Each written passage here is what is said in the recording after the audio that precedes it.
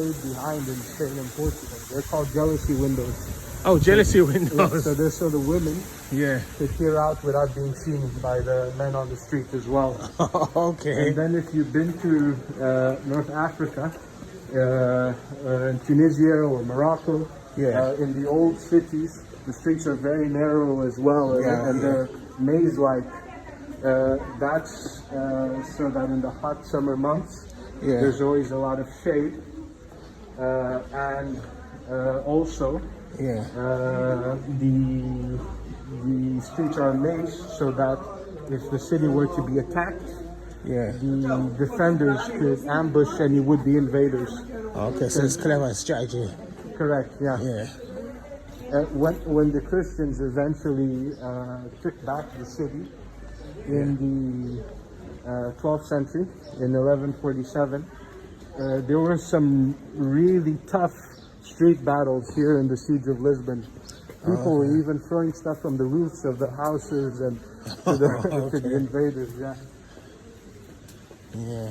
And this is actually part of the original wall of Lisbon. Oh, this wall that here. was originally constructed during the late Roman period, reinforced by the Visigoths and also by the Moors as well. Okay, so what century do you think this is? This part here would have been renovated sometime around the 14th or 16th century, but originally this tower would have been from the 8th century.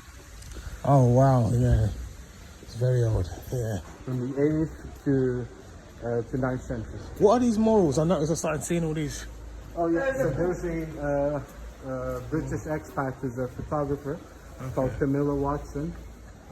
She's lived in Lisbon for a few decades now, and she has a publicly sponsored art project called Alma da Fama, where she photographs some of the residents of the community, prints the photo on these boards in black and white, and then adds a small biography of the person. Oh, it's interesting. Yeah. What's interesting is that this community used to be very vibrant. There used to be a lot of young people. It was for centuries one of the poorest parts of Lisbon, and now before COVID, there was a lot of gentrification because of tourism and Airbnb. So a lot of the locals were being driven out, and some of the ones that stayed were really old. So eventually, in a few years' time, almost all that will remain of the community might be the pictures, Yeah, so gentrification, they're doing it everywhere. Yeah. Yeah. We'll see if things change. I heard you guys are getting the vaccine next week. Well, I'm not getting it, but, there's... Hey, I think eventually they'll force everyone to get it, huh? Yeah. It will be a struggle. Yeah, it will be, but it's, right now we're fighting against it because with me, I'm a protester. I'm activist, so I'm always, because it goes against my human rights. I don't believe in, I believe there's a virus, of course, but I don't believe they as should much be as able they to say. force you to take it. I think what some countries will do is they'll tell you, like, if you want a visa, vaccine. Yeah. I think that's the type of thing that they'll start doing. Yeah. We're at Largo de São João da Praça. Largo de São João da Praça. Okay. Which is a location that was formerly a slave market. Oh, so it was one of Lisbon's free slave markets. So the slave market would have been right here? Somewhere in this area. Oh, okay. The thing is, the earthquake of 1755 destroyed this location. Oh, okay. And was subsequently rebuilt. But I wanted to show you this illustration here to the right, which is a depiction of a slave market in Brazil in the early 19th century. And on the left is a photograph of a building which is known as the Slave Market of Lagos, which is Lagos, not to be confused with Lagos, Nigeria, is a city in the south of Portugal in the Algarve. Okay. Okay. And this building is believed to have been a slave market, and it's home to the only museum dedicated to the slave trade in Portugal, solely dedicated to the slave trade in Portugal. So you have a slave museum here? Very small though. It's something that you visit in like 15 minutes. But because this building has only about 3 rooms in it. It was an old customs house as well, so they're not really sure if it was actually used for slaves.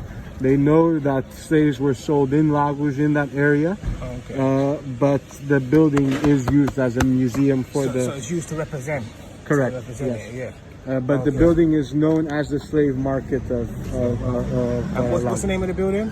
well, the slave market of Lagos, or the Museu de Escravatura, or the Slavery Museum of Lagos. Okay. But it's very small. So if you go there, like don't have high, it would have also looked for any other signs of physical deformities, injuries, things that could affect the price. Yeah. Age as well. Even physical. skin color. Okay. And for example, for black men in sold as slaves in Portugal, the price was higher. Okay, because they were considered to be more robust, stronger, and better suited for hard labor. For the women, the lighter the skin, the higher the price, because women were sought after for domestic work.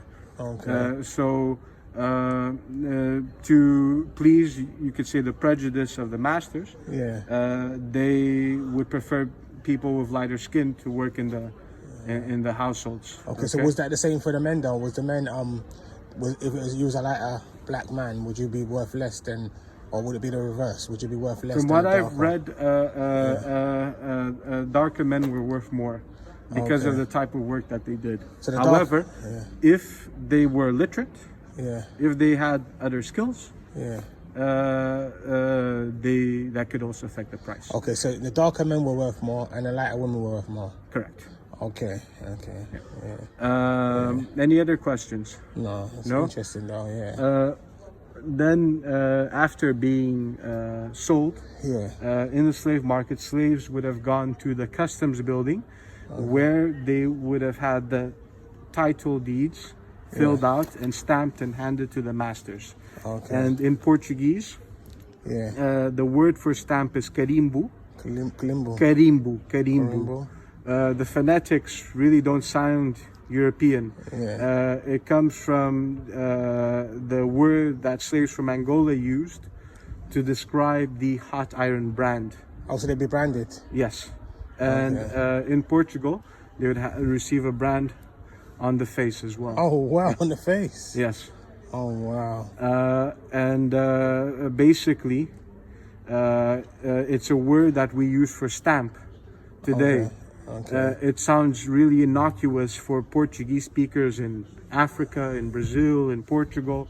You go to the post office, you pass customs, you get a carimbo, you get a stamp.